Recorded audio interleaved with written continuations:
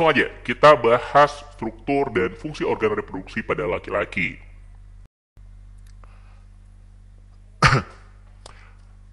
Kalau kita ngomongin struktur dan fungsi organ reproduksi pada laki-laki, di bagian ini kita akan ngebahas dua hal.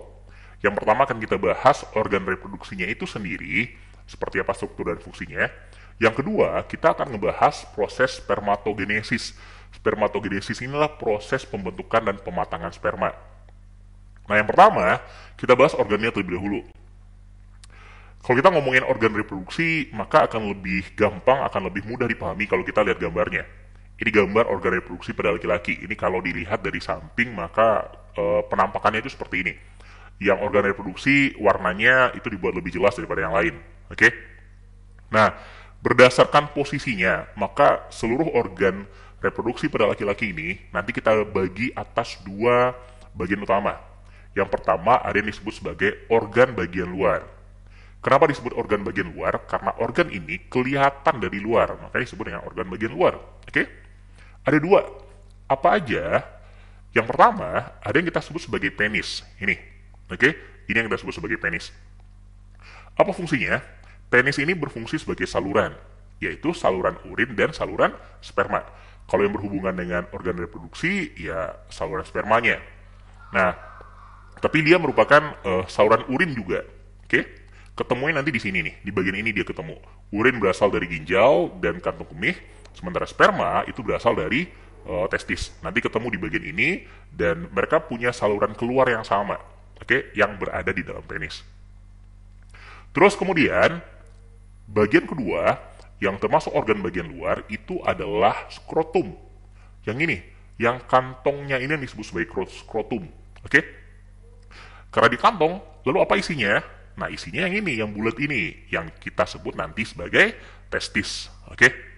Nah, skrotum itu posisinya persis berada di bawahnya penis, persis berada di bawahnya. Terus, kenapa dia berada di luar? Karena testis ini kan tempat diproduksinya sperma. Nah, proses pembentukan sperma akan lebih optimum ketika dia berada pada suhu di bawah 37 derajat Celcius. Oke? Sementara tubuh manusia secara normal itu suhu tubuhnya normal 36-37. Nah, ketika testisnya ada di dalam, maka proses pembentukan spermanya nggak optimum. Oke?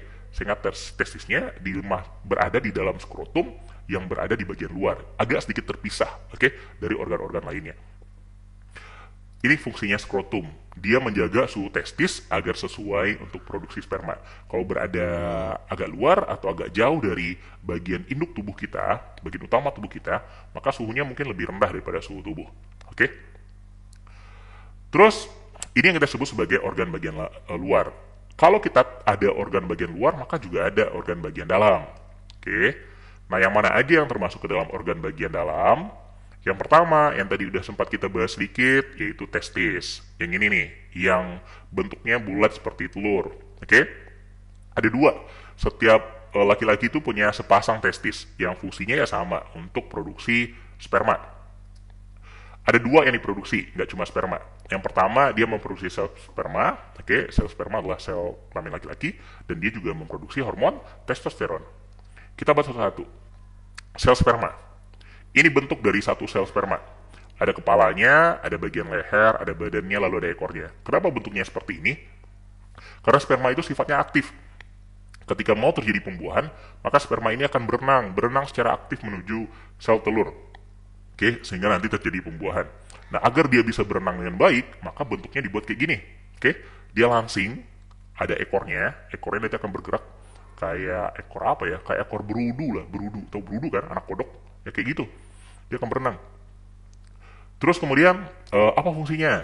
Ya, dia berfungsi untuk membuahi sel telur. Ketika sperma berhasil membuahi sel telur, maka nanti akan dihasilkan gamet yang terus berkembang menjadi janin. Janin ini sebutan untuk bayi yang ada di dalam rahim seorang ibu. Oke? Nanti prosesnya akan kita pelajari lebih lanjut. Kemudian dia juga menghasilkan hormon testosteron. Hormon testosteron sering juga diistilahkan sebagai hormon laki. Oke? Kenapa? Karena senyawa ini dapat merangsang perubahan fisik pada laki-laki. Apa contoh perubahan fisiknya? Yang pertama misalkan, ketika anak-anak mau menjadi remaja, anak cowok mau jadi remaja cowok. Oke, maka kalau kita perhatikan ada beberapa hal dari fisiknya yang berubah. Contohnya misalkan yang pertama, tumbuh kumis, jenggot, oke, dan rambut di beberapa tempat yang ada pada tubuhnya. Nah, waktu remaja nggak ada, waktu anak-anak nggak ada. Pas remaja udah mulai timbul, oke. Terus kemudian perubahan fisik lainnya, misalkan munculnya jakun, oke, jakun yang tonjolan yang ada di leher. Terus suaranya juga berubah. Kalau anak-anak biasanya suaranya lebih melengking, ketika remaja cowok, ketika udah remaja, suaranya berubah menjadi lebih ngebas, oke, lebih besar suaranya. Terus kemudian dadanya lebih bidang, lalu kemudian lebih gampang berototnya daripada anak-anak. Ini fungsi dari hormon testosteron, merangsang perubahan fisik pada laki-laki. Termasuk juga nanti hormonnya berpengaruh juga pada proses reproduksi. Oke? Ini yang pertama, testis. Terus sperma yang nanti dihasilkan oleh testis itu nanti akan dikirim ke bagian yang disebut dengan epididymis. Ini yang berada di sekitarnya testis ini. Berbentuk seperti banyak buku yang bilang seperti koma. Kalau ini komanya koma kebalik. Oke? Ini epididymis. Apa fungsinya? Epididymis ini berfungsi untuk menyimpan sperma sementara. Kan testis tadi menghasilkan sel sperma. Lalu spermanya dikirim di sini dan disimpan sementara sampai nanti siap untuk keluar. Oke? Sampai nanti ya keluarnya bisa karena berapa faktor. Yang pertama bisa keluar karena ini udah penuh, harus dikeluarkan. Oke? Kenapa bisa penuh? Ya karena testis itu memproduksi sperma secara terus menerus, nggak berhenti-berhenti, sehingga nanti penuh akan keluar. Ya kalau pada laki-laki yang biasanya udah beranjak dewasa, udah beranjak remaja, ada istilahnya mimpi basah. Oke? Jadi keluarnya ketika tidur atau ketika ada rangsangan, dia bisa keluar. Oke, ini epididymis, tempat menyimpan sperma sementara. Nah, dari epididymis ketika dia akan keluar, dia lanjut ke saluran yang disebut dengan saluran vas deferens. Ini yang panjang ini. Dari epididymis dia keluar pada saluran yang panjang yang disebut dengan sebagai vas deferens. Oke? Nanti dari vas deferens dia sampai pada saluran yang disebut sebagai uretra. Uretra ini saluran yang merah ini yang berada di dalam penis. Oke? Jadi vas deferens itu saluran sperma dari epididymis menuju ke arah uretra. Oke? Nah, ya seperti yang tadi Kak bilang, dari vas deferens dia nanti akan menuju uretra. Uretra ini saluran akhirnya, sehingga nanti dia akan keluar. Uretra adalah saluran keluar urin dan sperma. Oke? Sperma berasal dari testis, sementara urin berasal dari ginjal yang ada di atas, lalu masuk ke dalam kantung kemih, lalu kemudian nanti bergabung sama saluran yang sama dengan sperma. Tapi mereka nggak akan pernah keluar secara bersamaan. Oke? Nanti kita bahas lebih lanjut seperti apa prosesnya dan kenapa dia nggak bisa keluar secara bersamaan. Nah, kalau yang berhubungan sama sistem reproduksi berarti yang sperma. Kalau urin ini hubungannya dengan sistem ekskresi. Oke? Sistem pengeluaran cairan yang nggak dibutuhkan lagi. Nah, ini organ bagian dalam yang berupa ya testis dan salurannya. Selain saluran testis dan saluran-saluran ini, ada beberapa organ bagian dalam lagi yang berperan penting. Yang pertama, ada namanya kelenjar vesicula seminalis. Oke? Jadi ada kelenjar, ada 3 jenis kelenjar nanti juga berperan penting. Vesicula seminalis, kelenjar yang berada di sini, di belakangnya kantung kemih. Oke? Kalau dia kelenjar, maka fungsinya adalah menghasilkan cairan. Cairan apa? Cairan yang mendukung kerja sperma atau cairan yang melindungi sperma. Sperma dari testis dan dari kelenjar ada cairan-cairan pendukung penyokong yang diproduksi. Nah, pada vesicula seminalis ini, yang pertama dihasilkan, dia menghasilkan cairan yang bersifat basa atau alkali. Pernah belajar tentang asam sama basa kan? Basa lawannya adalah asam. Oke? Nah, pada vesicula seminalis dihasilkan cairan yang bersifat basa yang nanti dicampur dengan sperma. Apa tujuannya? Yang pertama, tujuannya melindungi sperma dari sifat asamnya urin. Tadi kan Kak bilang, urin juga punya saluran yang sama dengan sperma pada uretra, saluran keluarnya sama. Nah, urin itu bersifat sedikit asam, sementara sperma yang dihasilkan testis, dia nggak boleh kena asam. Kalau kena asam, mati dia. Sehingga, agar dia nggak mati ketika melewati uretra, maka dilindungi oleh cairan yang bersifat basa. Basa ini akan menetralkan asamnya sisa-sisa urin yang berada pada uretra. Itu yang pertama. Yang kedua, ketika sperma itu masuk ke dalam tubuh wanita, kan tujuan sperma dibentuk adalah untuk membuahi sel telur. Nah, ketika masuk ke dalam tubuh wanita, maka lingkungan pertama yang dihadapi oleh sperma ketika berada dalam tubuh wanita adalah lingkungan asam. Itu tantangan pertamanya. Lingkungan sekitarnya itu nanti asam. Dan untuk melindunginya, dihasilkanlah zat yang bersifat basa oleh vesicula seminalis. Oke? Kemudian dia masukkan fruktosa. Fruktosa ini sejenis gula. Nanti ada namanya gula monosakarida, ada polisakarida, ada disakarida, dan ada monosakarida. Dan fruktosa ini adalah jenis gula monosakarida. Oke? Maksudnya apa? Ya, intinya ini gula sederhana yang bisa langsung dipakai untuk menghasilkan energi. Energi bagi siapa? Energi bagi sperma. Sperma itu dia berenang. Ada ekornya kan tadi, dan dia akan berenang aktif menuju sel telur. Dan agar dia kuat berenangnya, maka dia butuh energi. Energinya berasal dari sini. Oke? Dari cairan yang nanti berada di sekitarnya. Kemudian ada hormon prostaglandin. Nah, hormon prostaglandin ini juga berfungsi untuk melindungi sperma. Sperma itu ketika masuk ke dalam tubuh wanita, dia akan dianggap seperti sel asing. Ada sel asing masuk ke dalam tubuh. Sehingga sistem imun pada wanita cenderung akan menolak sperma, akan membunuh sperma. Dan hormon prostaglandin ini akan melemahkan sistem imun itu. Oke? Akan coba meredam sistem imun pada tubuh wanita sehingga ya spermanya bisa selamat sampai ke sel telur. Nah, protein pembekuan ini akan mengakibatkan sperma tadi akan jadi kental, oke, jadi lengket, dan fungsi utamanya juga untuk melindungi sperma. Oke, ini cairan dihasilkan oleh vesicula seminalis. Berikutnya, kelenjar yang kedua yang berperan penting adalah kelenjar prostat. Ini namanya prostat. Oke, nama bagian ini adalah prostat dan dia menghasilkan cairan sehingga disebut kelenjar prostat. Cairan yang dihasilkan itu fungsinya juga untuk melindungi sperma. Dia menghasilkan cairan keputih-putihan, sedikit asam. Kenapa sedikit asam? Karena dia mengandung asam sitrat. Asam sitrat ini nanti berfungsi untuk menghasilkan energi. Oke, energi bagi siapa? Ya, energi bagi spermanya. Kemudian menghasilkan enzim. Ada pepsinogen, lisozim, dan amilase. Kemudian menghasilkan seminal plasmin, antibiotik. Antibiotik ini untuk menjaga agar saluran uretra ini selalu bersih dari kuman dan bakteri. Oke? Antibiotik itu untuk membunuh bakteri nanti. Jadi biar ini bebas bakteri, maka dihasilkan seminal plasmin oleh kelenjar prostat. Kemudian ada kelenjar yang ketiga, yang bulat kecil di belakang ini, disebut sebagai kelenjar Cooper atau bulbouretra. Nah, apa fungsinya? Kelenjar Cooper ini juga menghasilkan lendir atau cairan, yang fungsi utamanya dia bersifat basah, yang fungsi utamanya melindungi sperma dari sifat asam urin yang tersisa pada uretra. Dia menghasilkan cairan yang nanti biasanya keluar lebih dulu daripada sperma, yang fungsinya membersihkan jalannya ini, membersihkan si uretra ini. Uretra kan tadi ada sisa-sisa urinnya. Nah, biar sisa-sisa urinnya bersih, karena urin itu bersifat asam dan nggak membunuh sperma, maka dibersihkan dulu oleh kelenjar Bowpernya. Oke? Oleh lendir yang dihasilkan oleh kelenjar Bowpernya. Kemudian, selain dia bersihkan, si lendirnya tadi, karena dia lendir, lengket, dia akan nempel pada dinding-dinding ini. Akan nempel pada dinding-dindingnya uretra, sehingga saluran uretra benar-benar bersih dari urin. Makanya tadi Kak bilang, sperma sama urin itu nggak pernah bercampur. Oke? Jadi pasti keluarnya salah satu. Makanya ada satu nih yang lumayan menakjubkan. Bukan lumayan, memang menakjubkan, terutama bagi yang muslim ya. Di agama kita, urin itu najis, sementara sperma itu nggak najis. Jadi dulu waktu Kak tahu ini, Kak agak aneh.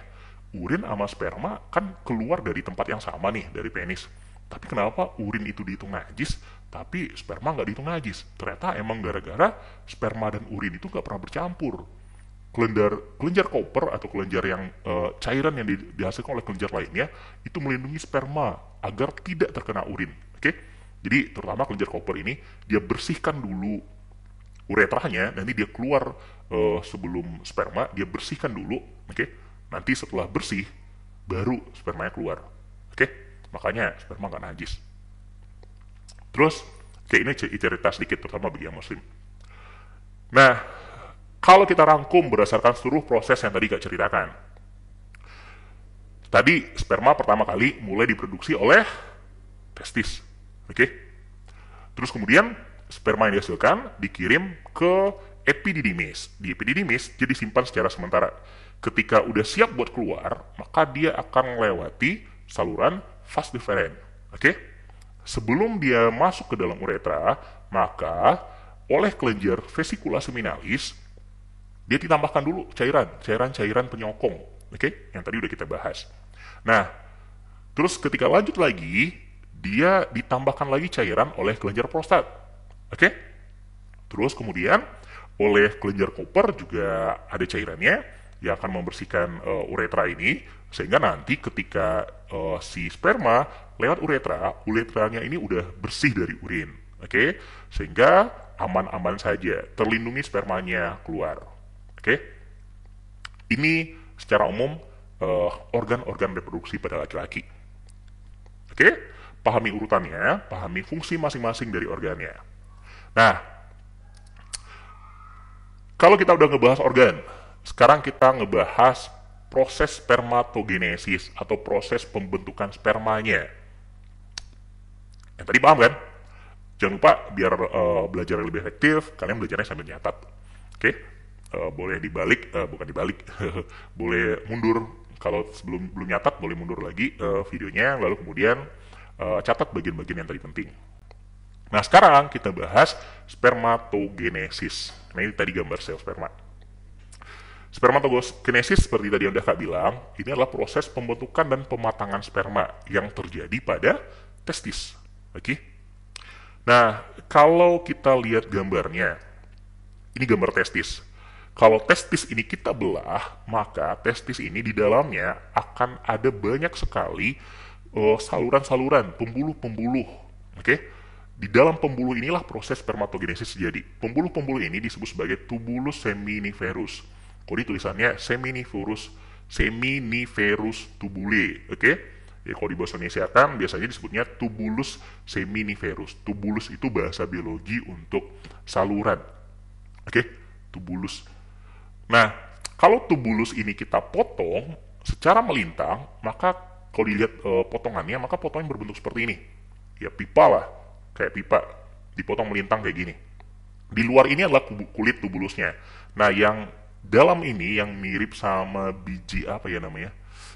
Biji kalau di sini ini kayak biji markisa. Oke?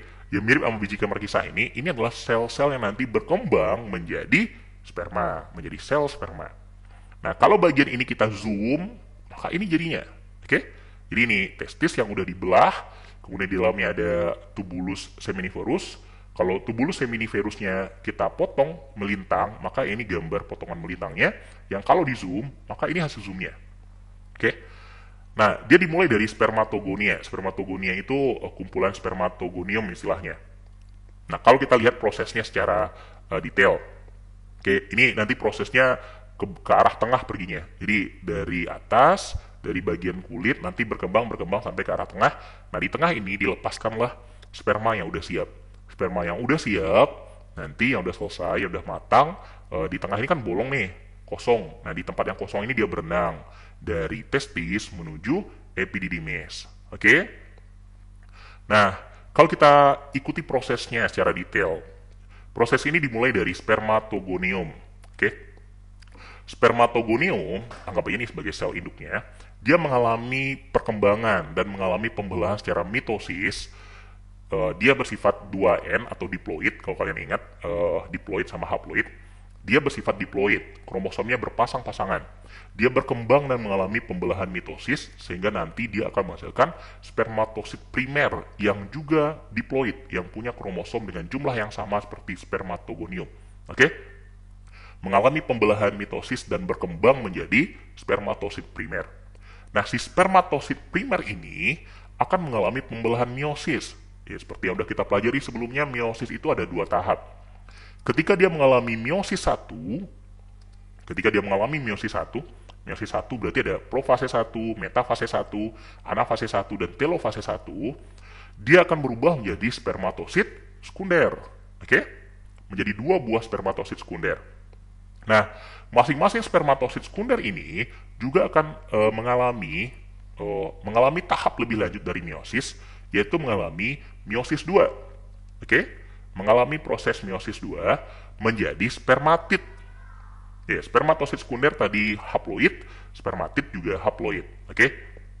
Setengahnya dari spermatosit primer. Nah, si spermatid ini kemudian akan berkembang menjadi spermatozoa. Oke? Proses perkembangannya, proses perubahannya kita sebut sebagai diferensiasi. Awalnya selnya bentuknya kayak biasa lah. Ya, kalau ini gambarnya bulat. Oke? Nah, kemudian dia mengalami diferensiasi, mengalami perubahan. Diferen kan artinya berubah. Mengalami perubahan menjadi sel yang ya sperma yang kita kenal. Ada ekornya, ada kepalanya, nanti ada badan sama lehernya. Sperma akhir bentuknya nggak lucu kayak gini. Ini kan kayak apa? Kayak kecebong, kayak apa lupa nama kerennya? Eh ya sebut aja kecebong, oke? Anaknya kodok. Nah, ketika ini berkembang terus, maka ya dia nanti bentuknya lebih langsing, ekornya lebih panjang, kepalanya lebih kecil dan runcing. Ini proses spermatogenesis. Dari spermatogonium berkembang terus sampai akhirnya dihasilkan spermatozoa. Nah, oh ya bentuknya ini bentuk aslinya nih, bentuk yang udah matangnya. Jadi runcing dengan ekor yang panjang. Kenapa bentuknya kayak gini? Yang pertama agar memudahkan dia bisa berenang, oke? Kalau langsing ya gampang dia berenangnya. Kemudian kenapa ujungnya runcing? Karena nanti dia akan menembus kulit sel telur. Ketika dia membuahi sel telur, dia harus menembus kulit sel telurnya biar bisa masuk ke dalam. Oke? Kalau kita simpulkan, spermatogenesis ada beberapa hal penting tentang spermatogenesis yang sering ditanya. Yang pertama, proses ini berlangsung di dalam testis. Yang kedua, dari proses ini akan dihasilkan 4 sel sperma fungsional. Oke? Dari satu proses ya. Kalau dihasilkannya banyak, dalam 1 mili air mani itu ada puluhan juta sel sperma yang dibentuk. Oke? Nah, dari sekian puluh juta itu 1 mili. Kalau dihasilkan beberapa mili, maka ada beberapa ratus juta sel sperma. Nah, dari beberapa ratus juta sel sperma yang dihasilkan, ketika masuk ke dalam rahim, ketemu dengan sel telur, maka yang berhasil membuahi sel telur cuma satu. Yang satu itulah yang nanti kemudian berubah menjadi gamet dan janin. Jadi kita ini adalah hasil dari satu sel sperma dari sekian ratus juta kemungkinan sel sperma yang bisa membuahi sel telur. Oke, masing-masing sel sperma bisa membawa kromosom dengan gen yang berbeda-beda, dengan sifat-sifat yang berbeda. Nah, kita dengan sifat seperti ini, seperti yang sekarang ini, sifat fisik kita sekarang ini, itu ya satu dari sekian ratus juta kemungkinan. Kalau ternyata spermanya berbeda, bisa jadi fisik yang kita punyai juga berbeda. Oke? Itu makanya aku bilang tadi, bahwa proses ini begitu wow, begitu wah. Nanti lebih lanjut kita bahas pada pembuahan. Oke? Kemudian, proses spermatogenesis ini terjadi atau dimulainya pada saat laki-laki mengalami pubertas. Kalau bahasa kitanya mengalami akil balik, oke, dari anak-anak menuju dewasa. Oke, kalau pada laki-laki biasanya ditandai dengan tadi mimpi basah. Keluar pertama kali biasanya ketika tidur, dan itu baru sadar, oh ternyata saya udah dewasa kalau udah keluar itu.